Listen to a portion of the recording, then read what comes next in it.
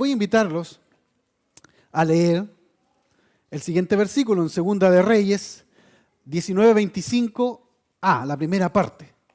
Segunda de Reyes, para que abran sus Biblias, es un buen ejercicio, abrir la Biblia, leer de allí, no solamente de la pantalla.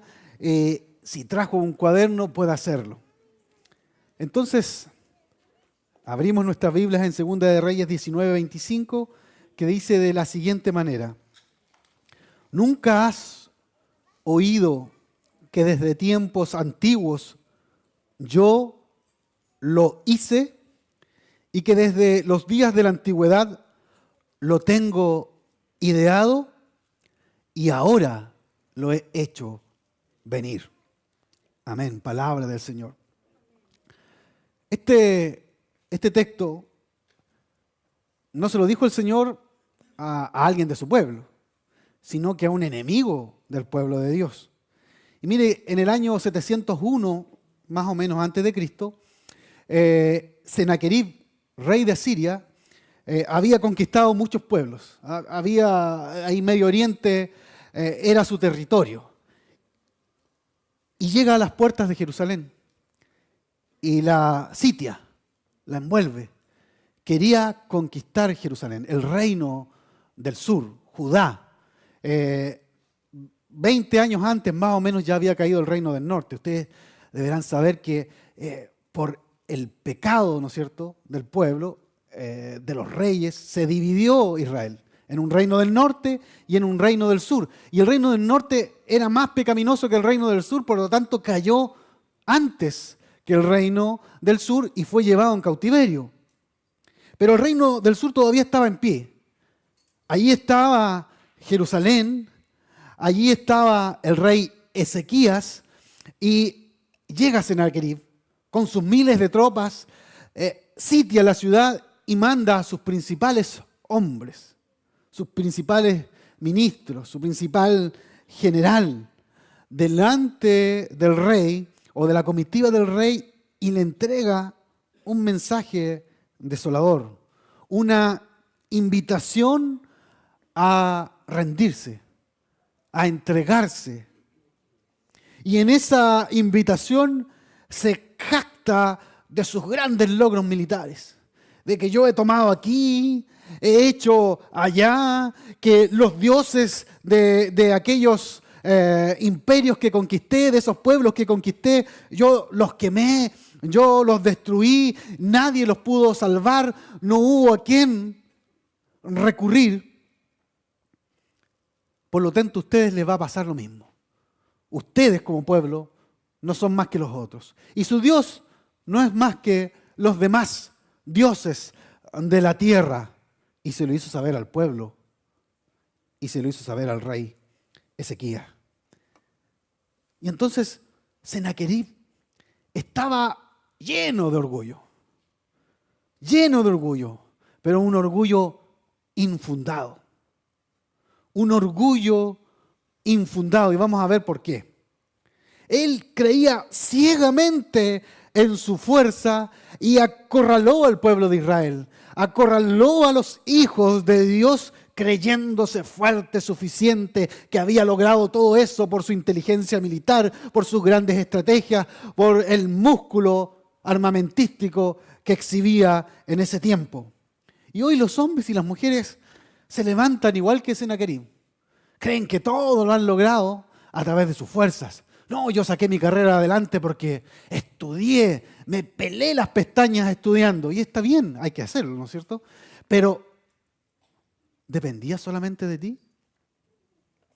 No, yo tengo mi empresa, grande o pequeña, porque trabajé de sol a sol, de lunes a domingo, y por eso estoy aquí. Mi carrera profesional, el lugar donde estoy, en la empresa, en el trabajo, lo he logrado porque me he esforzado para eso. Vaya que he pasado pellejerías. Vaya que he pasado sufrimientos para estar donde he estado, para tener la casa que tengo, el auto que tengo, el trabajo que tengo, lo que sea que usted coloque allí y crea. El mundo cree que todo lo obtiene por sus fuerzas.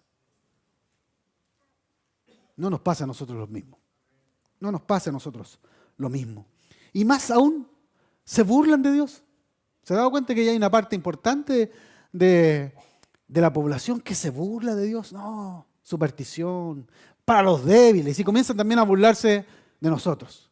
Y comienzan a los que creen ser asediados de alguna forma, socialmente, en los comentarios, en los diálogos, porque tienen fe en Dios. Y se comportan igual que Senaquerib. Ahora, desde nuestra perspectiva humana, como creyentes, como personas que buscan a Dios, a veces hay problemas que ponen nuestra fe a prueba. Y estos problemas vienen como Senaquerib a rodear nuestra ciudad. Simbólicamente, ¿no es cierto? Nuestra ciudad puede ser nuestra vida, nuestra salud física, nuestra salud emocional, mental, nuestra familia, nuestro trabajo, nuestra economía. Y nos vemos allí asustados, un ejército terrible nos rodea y ese ejército nos va cercando y parece que nos va diciendo lo mismo que Senaquerib le decía al pueblo. ¿Dónde está tu Dios? ¿Dónde está tu fe? ¿Quién te va a salvar ahora? Mire, Segunda de Reyes 19:10, parte de lo que decía Senaquerib. No te dejes engañar por el Dios en quien tú confías. Fuertes declaraciones de este rey asirio. Y que dice que Jerusalén no será entregada en manos del rey de Asiria. Tú ya sabes, debes saber lo que los reyes de Asiria han hecho con todas las naciones. Nadie se ha escapado, le dijo. ¿Y cómo las han destruido? ¿Acaso crees tú que podrás escapar? Y los problemas nos dicen a nosotros, ¿acaso crees que tú vas a poder escapar de esta enfermedad? ¿De esta crisis económica que estás pasando? ¿De esta dificultad matrimonial? ¿De esta dificultad con tus hijos? ¿En tu trabajo? ¿En tu salud? ¿Acaso crees que tú podrás escapar? ¿Acaso los dioses de las naciones de mis padres que mis padres destruyeron pudieron librarlas? ¿Acaso tu Dios te va a poder librar? ¿Dónde está tu Dios ahora? Tú que tenías tanta fe. Tú que ibas de campamento en campamento creciendo y que predicabas y que cantabas y ahora te tocó bailar con la triste, vamos a decir, no, para que nadie se ofenda.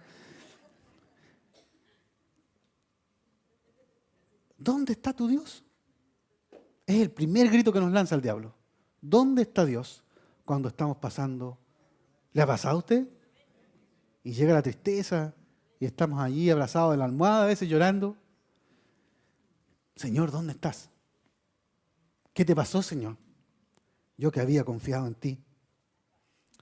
Y después el diablo dice, nadie te va a poder auxiliar. ¿Viste a esa persona que le pasó lo mismo? ¿Cómo terminó? Tú vas a terminar igual. Porque el diablo usa las mismas estrategias desde hace 2000, ¿cuánto? 700 años atrás. Y entonces nos preguntamos, ¿cómo podemos vencer? ¿Cómo podemos sobreponernos a este sitio de nuestra ciudad, de nuestra vida, de nuestra familia, de nuestro trabajo? ¿Cómo nos levantamos de eso? ¿Cómo vamos a obtener la victoria? Y para eso hay dos cosas fundamentales que tenemos que tener en nuestra vida.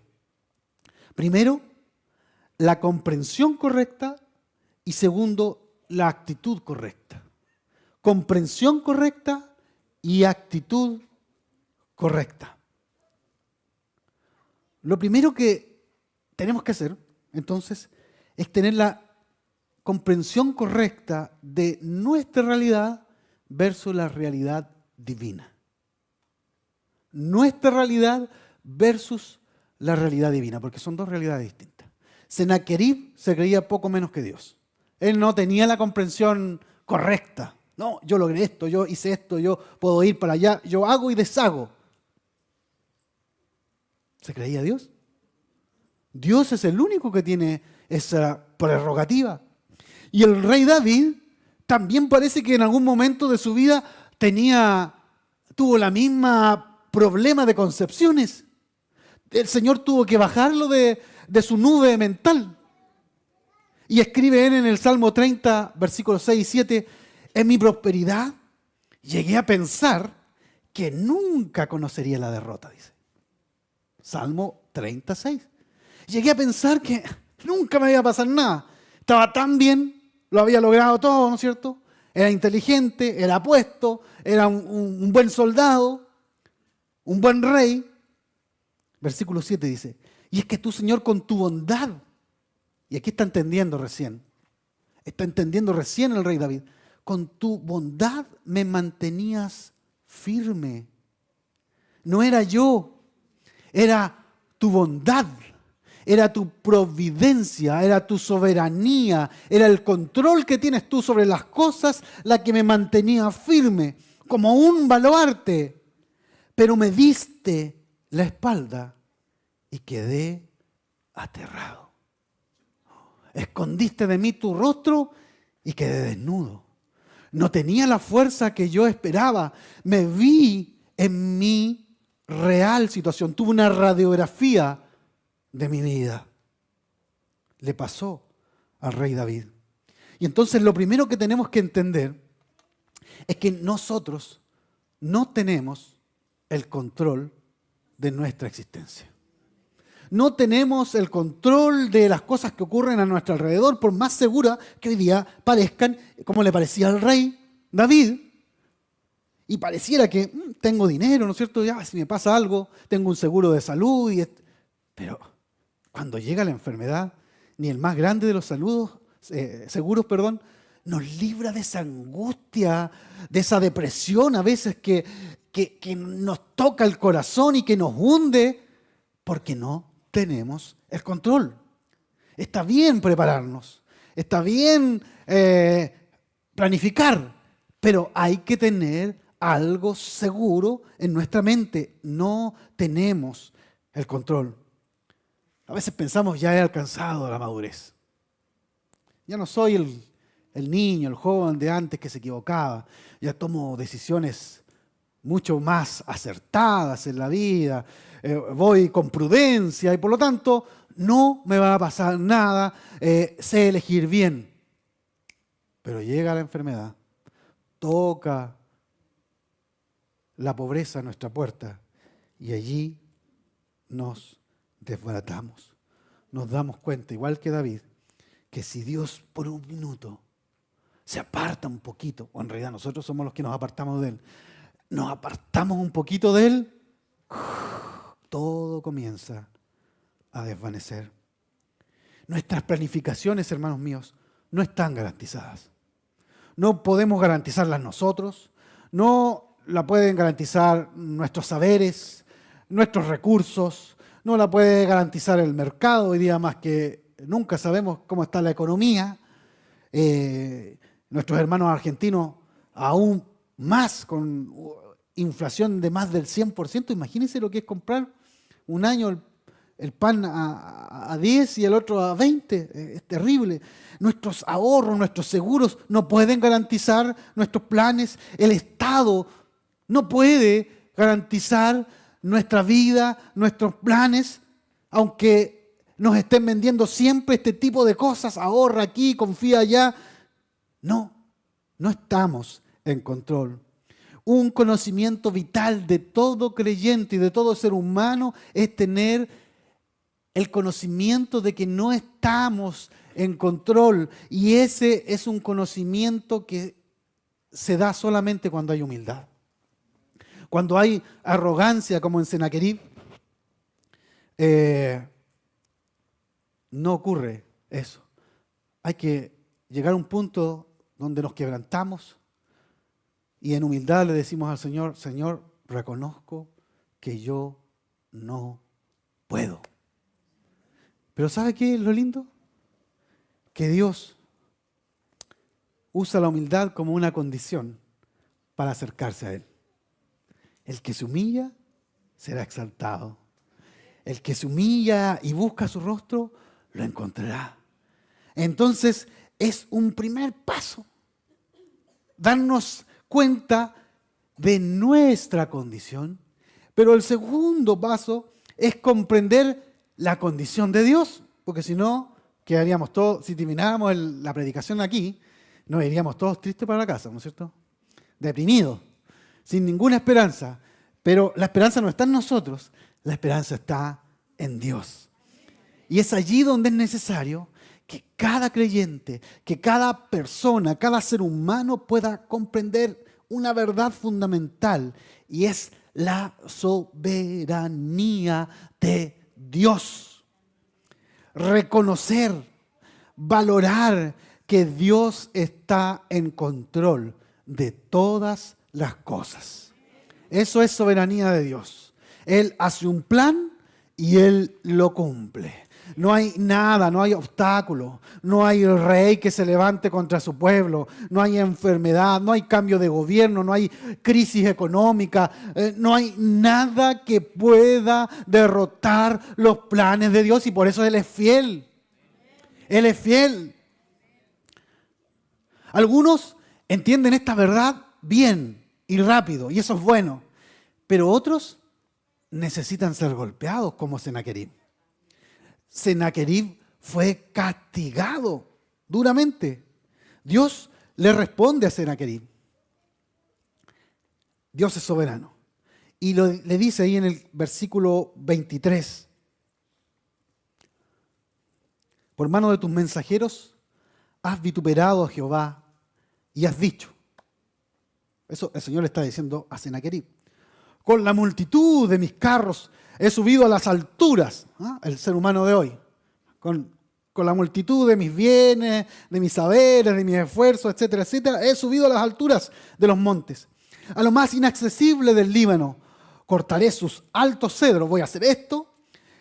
Sus cipreses más escogidos, haré esto otro. Me alojaré en sus más remotos lugares. Yo voy donde quiero, tengo el control de todo. En el bosque de sus feraces campos, de sus campos fructíferos. Cambio. Yo he cavado y bebido las aguas extrañas. He secado con las plantas de mis pies todos los ríos de Egipto. Mire la altanería de Sennacherib. Y ahí el Señor le dice, ¿nunca has oído que desde tiempos antiguos yo lo hice? Y que desde los días de la antigüedad lo tengo ideado. Y ahora lo he hecho venir. Dios le está diciendo, ¿no sabes que todo ese poder que tú tenías, de eso que te jactas, fui yo el que te di la autoridad para que lo hicieras? Estaba dentro de mis planes. ¿Por qué motivo? Yo no lo sé. Pero Dios estaba en sus planes que esto ocurriera, que este rey tuviera esta autoridad y que llegara a las puertas de Jerusalén, quizá para enseñarnos nosotros esta lección de esta mañana. Porque Dios lo planifica todo, Él es soberano. Él lo tiene todo en mente desde antes de la fundación del mundo. Y el versículo 27 es espectacular. He conocido tu situación. Y esa era tanto para Sennacherib como para nosotros. Tu salida, tu entrada. Y esto no para nosotros. Y tu furor contra mí. Él estaba en contra de Dios. Por cuanto te has irado contra mí, por cuanto tu arrogancia ha subido mis oídos, yo pondré mi garfio en tu nariz y mi freno en tus labios y te haré volver por el camino por donde viniste. Dios condenó la arrogancia de Sennacherib y él tuvo que aprender de la soberanía de Dios de la forma más dura que existe. Dice la Escritura que estaba allí el ejército de Sennacherib y vino el ángel de Jehová y acabó con una multitud. Arrancaron. El rey volvió, no sé después de cuánto tiempo, a su tierra y entrando en el templo de sus dioses, fue traicionado por 2 de sus hijos y allí mismo lo mataron. Y otro tomó el trono que él tanto amaba, que él tanto se jactaba. Otro disfrutó de las riquezas que había conquistado y Dios le enseñó, tristemente, que el soberano no era Sennacherib. Tampoco era el rey de Judá, Ezequías. Tampoco era Israel. No, tampoco el soberano era el pueblo de Dios. El soberano era el rey del pueblo de Dios. El soberano era el Señor. El soberano es el rey de la iglesia. Es el rey de tu vida. El Señor de señores, tu Salvador. Él es el soberano. Él tiene el control. No el diablo, no los problemas, no las dificultades, no el pecado. Él tiene el control. Sennacherib creía que tenía el plan perfecto para su vida. Confiaba en sus estrategias militares, en su poder. Pero nada le sirvió porque no tenía el control. La soberanía de todo el mundo, hermanos míos, no la tiene Putin por allí, Biden, el presidente de China, los más poderosos, ¿no es cierto? No la tiene la Unión Europea, la ONU, los presidentes de por aquí o de por allá. Nadie tiene la soberanía sobre el mundo. Dios sigue en control de todo. Y Dios tiene en control tu vida hoy. Tu vida hoy. Y es bueno que lo aprendamos. No esperemos que las circunstancias o Dios mismo nos hablen de manera dura para que podamos entender esta verdad. La comprensión correcta entonces es que nosotros no tenemos el control, pero sí hay alguien que tiene el control. El soberano, el Señor Jesucristo, el Dios Todopoderoso. A Él la gloria, la honra y la alabanza por los siglos de los siglos. Y entonces esa es la comprensión correcta. Esa es la comprensión correcta. Pero falta la actitud correcta. La actitud correcta es que necesitamos sumarnos al plan de Dios. Necesitamos sumarnos al plan de Dios. Sennacherib, ¿qué fue lo que hizo? Se rebeló contra el plan de Dios. El plan de Dios era cuidar a su pueblo. El plan de Dios era proteger a su pueblo. El plan de Dios es que él fuera adorado y no blasfemado como lo hizo Sennacherib. Y entonces Sennacherib se levanta contra Dios y Sennacherib las pierde todas. Y entonces, para todo hombre, para toda mujer, es en sobremanera conveniente, podríamos decirlo, adscribir al plan de Dios, sumarse al plan de Dios. El plan de Dios no solamente tiene que ver con la generalidad del mundo y de la historia.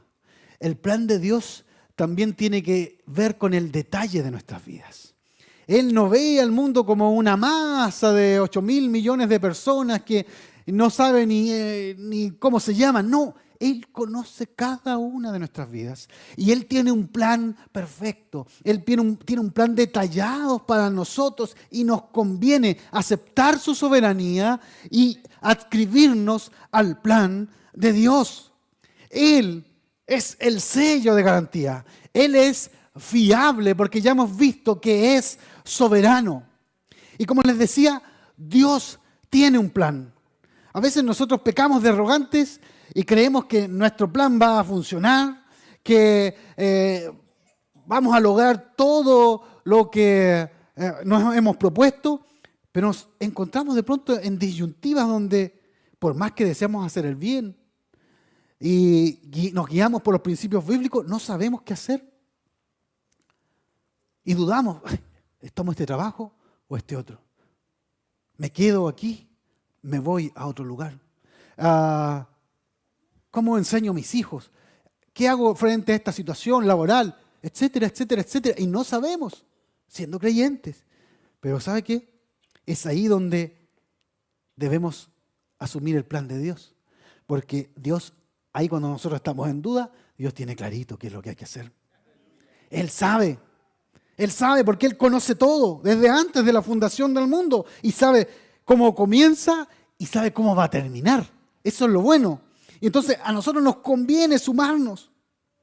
Nunca has oído desde los tiempos antiguos que Yo lo hice, y volvemos a este versículo, yo ya lo tengo hecho, yo ya lo tengo planificado, desde los tiempos de la antigüedad, lo tengo ideado para tu vida. Y ahora quiero hacerlo venir. Ahora quiero hacerlo venir para tu vida. Suscríbete al plan de Dios. Dios tiene un plan para tu vida. Asume la soberanía del Señor en tu corazón. ¿Y sabes lo bueno? Que el plan del Señor es superior a cualquier plan que nosotros podamos hacer. Nosotros podemos construir castillos sobre las nubes. Y viene el sol y se van. Pero Dios tiene un plan más alto que los nuestros. Dice Isaías 55:9, pues así como los cielos están más altos que la tierra, así mis caminos están más altos que sus caminos y mis pensamientos más altos que sus pensamientos. Él tiene la perspectiva correcta de la vida. Nosotros estamos abajo y los árboles no nos permiten ver que quizá caminando 50 metros está el río para beber agua, pero Dios tiene allí la vista como un dron que sabe dónde tenemos que ir, dónde tenemos que caminar y a veces cuán cerca estamos de la solución que Él tiene para nuestra vida. A Él nada le toma por sorpresa. Él no improvisa. Sus planes son superiores. No solamente sus planes son superiores, pero podrían ser inconvenientes para nosotros. Pero no. Dice su palabra, yo sé los planes que tengo para ustedes. Son planes para tu bien y no para tu mal, para que tengas un futuro lleno de esperanza. Jeremías 29:11. Su plan no solamente es superior, sino que su plan es bueno para nuestra vida. Él no quiere perjudicarnos. Él no quiere que estemos allí sumidos en el fango del pecado, del sufrimiento, de la soledad. El Señor quiere tener un plan bueno para sus hijos. Nos conviene sumarnos, no oponernos. Nosotros podemos errar, podemos flaquear a la mitad del camino, pero el plan de Dios es poderoso. El plan de Dios, además de ser superior, bueno, perfecto, su plan no cambia. Su plan no cambia. En medio de las adversidades más grandes, Dios va a seguir con su plan adelante. Su plan era tener un pueblo. Se lo dijo a un Abraham ya viejo, con una esposa que no era fértil. ¿Y eso impidió que el plan de Dios no se llevara a cabo? Concibieron. Después, los descendientes fueron a parar a Egipto y se convirtieron en esclavos durante 400 años. Abandonaron la tierra que Dios les había dicho. ¿Fue un impedimento para Dios llevar a cabo su plan? No. Prodigios, milagros, plagas, mar rojo abierto. El pueblo salió en victoria. Estaba lleno de pueblos allí en Canaán que odiaban a los israelitas. ¿Fue eso un obstáculo para el plan de Dios? Nada. El pueblo de Israel pudo quedar allí.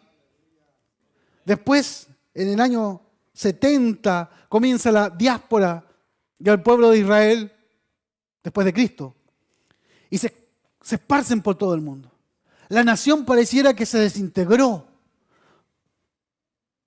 Y dígame usted, ¿de qué pueblo o nación podemos decir que 2000 años después vuelven a constituir un Estado en el año 1948 y vuelven de todas partes de la tierra, como lo decía la palabra del Señor, y hoy día existe allí Israel? Es porque es el plan de Dios. Y por más que se levanten naciones para golpear a este pueblo, no podrán, porque Dios tiene un plan para ellos. Pero sabe que Dios tiene un plan también para nosotros. Nosotros somos el Israel espiritual, y así como Israel como ejemplo ha permanecido a través de generaciones, de los siglos, de los milenios, la iglesia va a permanecer y va a llegar un día al cielo. La única institución, lo dije alguna vez, que va a superar el margen de lo material, la extinción de la tierra y que va a llegar a los cielos, no va a ser la ONU, no va a ser el Estado de Chile, no va a ser nada como eso, va a ser la iglesia, va a ser tú y yo. Dios tiene un plan para la iglesia, Dios tiene un plan para tu vida, Dios tiene un plan para tu matrimonio, para tu familia, para tu trabajo, para tus hijos, para tus estudios. Dios tiene un plan que no cambiará porque Él es soberano. Su plan se cumple. No cambia, su plan se cumple. Y Job llegó a esta comprensión. En el capítulo 42, versículo 2 dice, yo sé bien que tú todo lo puedes, que no es posible frustrar ninguno de tus planes. ¿Se da cuenta? Si estamos en el plan de Dios, ¿alguien podrá frustrar tu vida, tus propósitos? Si estás caminando en el plan de Dios, en la soberanía de Dios, no, porque nadie puede frustrar los planes de Dios. Finalmente, hermanos míos, el plan de Dios vencerá. Vencerá. Vencerá. Está escrito, lo leemos allí en distintas partes de la Biblia, sobre todo en el Apocalipsis. Él vence. Él vence al diablo, vence el pecado, a los sistemas mundanales, vence a todo obstáculo y Cristo se entroniza y toda lengua confesará y toda rodilla se doblará delante de Él y confesarán que Jesucristo es el Señor para gloria de Dios Padre.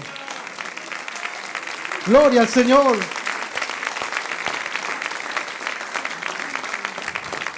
Sumémonos al carro de la victoria. ¿Se ha dado cuenta que hay gente que vota por el que va a ganar? Bueno, nosotros tenemos que ser espiritualmente así. Nosotros tenemos que subirnos al carro de la victoria, hermanos. A veces somos tosudos y le damos y vamos para otro lado y vamos para otro lado y le insistimos y nos caemos y nos golpeamos y nada pasa. ¿Por qué? Porque no vamos en el carro del Señor. Súbete al tren de la victoria. Ese tren que va destino a una estación gloriosa. El plan de Dios vencerá. El plan de Dios vencerá. ¿No le parece entonces que lo más sensato es adherir al plan poderoso de Dios?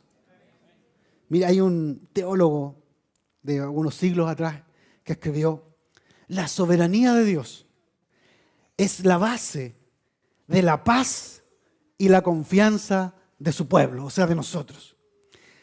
Ellos, el pueblo de Dios, se regocija en que el Señor Dios omnipotente reina, que ni la necesidad, ni el azar, ni la insensatez humana, ni la malicia de Satanás controla la secuencia de acontecimientos y todos sus relatos, todos los resultados.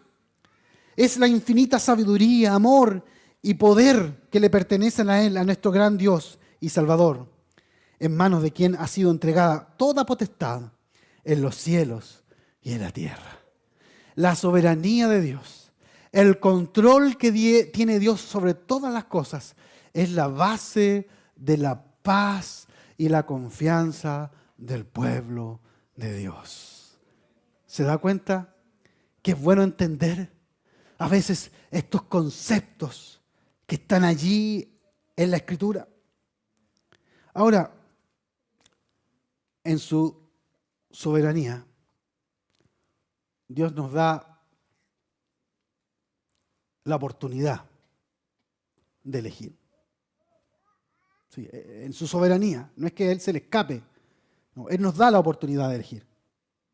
Y nos quedan dos opciones: o nos oponemos a Dios y tomamos nuestro propio camino con el consiguiente resultado. Hay camino que al hombre le parece derecho, pero su final es camino de muerte. Y todo camino fuera de Dios es camino de muerte. No necesariamente estoy hablando físico, pero sí espiritual.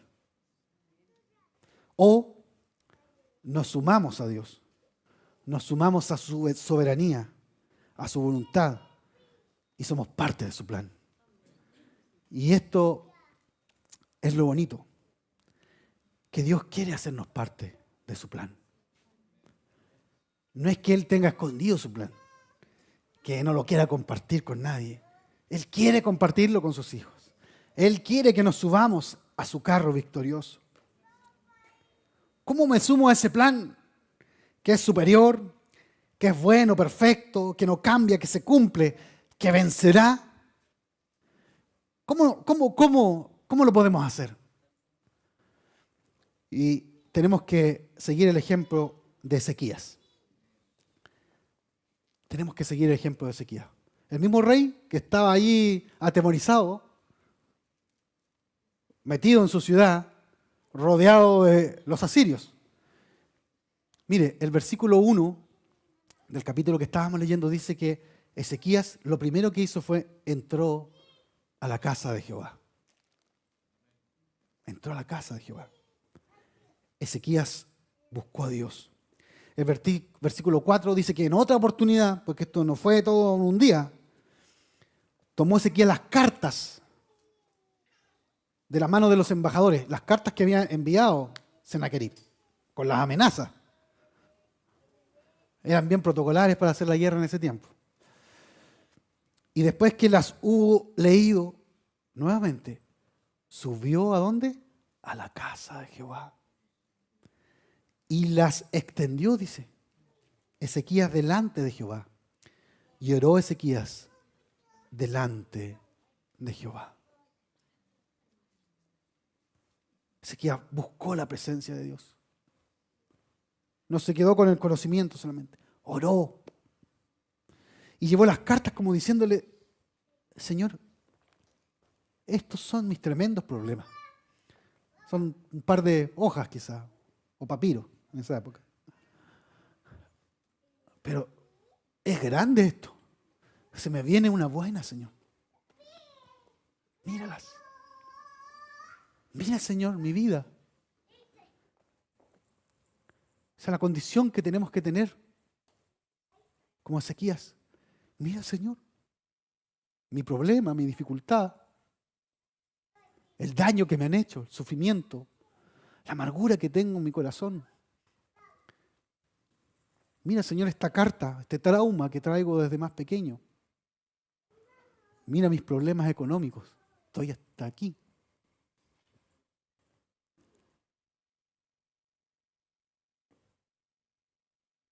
Y él fue delante del Señor. Un rey humillado delante del Rey de Reyes. ¿Qué más hizo Ezequías? Tenía conciencia. Reconoció la soberanía de Dios. Versículo 15 dice, oró Ezequías delante de Jehová diciendo, Jehová Dios de Israel, que moras entre los querubines. Tú estás por allá arriba, Señor. No acá abajo. Solo tú eres Dios de todos los reinos, incluido el mío, incluido el de Sennacherib, de la tierra. Tú hiciste el cielo y la tierra. Son pocas palabras, pero uno puede ver la oración de alguien que reconoce lo que habíamos hablado delante, la comprensión. Reconoce la soberanía de Dios. Señor, yo no tengo el control. Tengo el tremendo problema, el tremendo forado allí. Mi reino se va a acabar esta semana o la otra. Van a irse todos esclavos. Los que no van a morir se van a ir de esclavos. Señor, mira el problema en que estamos. Pero ¿sabes qué? No es que dependa de mí, Señor. Tú estás más arriba que yo. Y tuyos son los reinos. Mi reino es tuyo. Tú eres el soberano. Tú eres el soberano, Señor. Él reconoció la soberanía de Dios y eso es parte importante, como lo veníamos diciendo, de lo que debemos hacer y cómo obtener la victoria.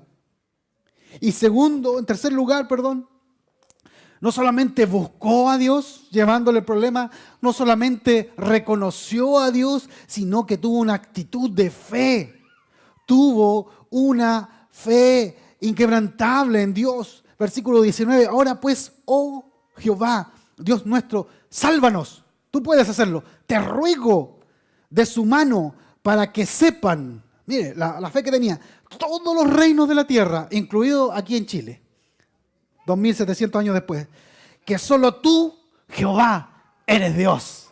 Esa es fe. Señor, respóndeme para que mis vecinos vean que tú eres Dios, para que mi familia vea que tú eres Dios, para que el enemigo se dé cuenta de quién es el que reina. Tú eres Dios, tú eres soberano, tú tienes el control.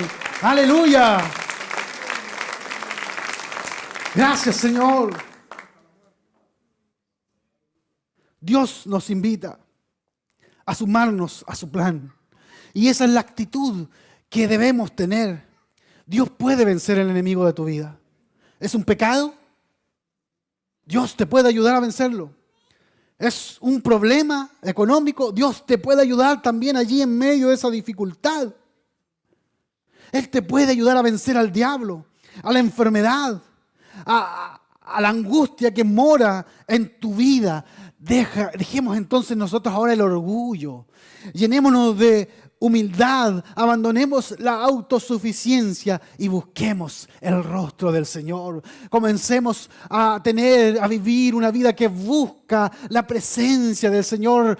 Dobla tus rodillas allí en la soledad de tu habitación y busca la presencia del Señor. Muéstrale allí las cartas de tu vida, la situación que te aflige y dile: Señor, aquí están mis problemas, pero reconozco que no es en mi fuerza, sino que es en tu soberanía, en el control absoluto que tienes tú de la historia y de todos los seres vivos, de lo creado, de los hombres, de las circunstancias, Señor, y deposito en mí, en ti, mi confianza, Señor. Deposito en ti mi confianza y Él hará. El Señor nos está invitando a reconocer que Él es el soberano, que su plan es perfecto, que su plan es bueno y nosotros debemos sumarnos a Él. Que el Señor nos ayude a entender esta verdad y que podamos caminar en su presencia. Padre Santo que estás en los cielos, gracias por tu palabra que nos habla, que nos bendice, Señor, y que toca nuestro corazón, Señor. Yo no sé por qué has puesto esta palabra en mis labios hoy, Señor, pero quizá hay alguien que está rodeado por dificultades, Señor, por carencias, por problemas, Señor. Pero tú hoy le quieres decir: yo soy el soberano, yo tengo el control. Acércate a mí, dice el Señor. Acércate a mí, Señor, toca los corazones. Bendice, Señor. Bendice, Jesús. Aleluya, aleluya. Entregamos nuestras vidas en tus manos, Señor. Haz tú, Señor, que no seamos nosotros, sino tu voluntad en nuestra vida.